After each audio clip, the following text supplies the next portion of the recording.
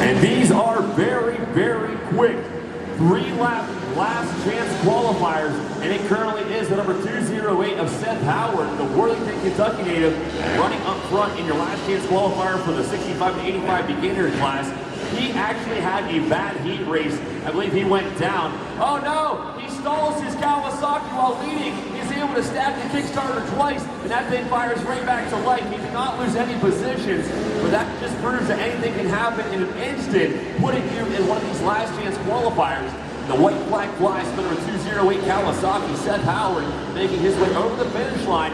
Keep it consistent, one more lap, and he'll be joining the rest of the 65 and 85 beginner class riders in the main event. Also up there towards the front of the pack is the number 0 of Ashton Wren on that Honda machine, currently running in the number 2 position, but he is actually just losing that spot to the number 199X Kawasaki of Braden Susnicki, making the pass on the number 0 Honda machine to put him in second. The 420 Kawasaki of Kason Davis has moved himself up into the podium position, but once again, we're just hoping for the top 4 finishers. Just looking for the top 4 finishers as they're going to be advancing to the main event in the 65 and 85 beginner class.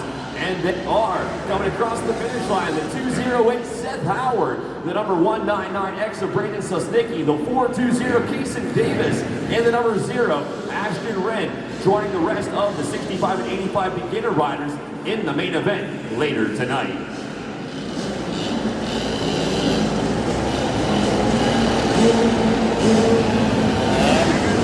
We had record numbers of riders show up in this C&D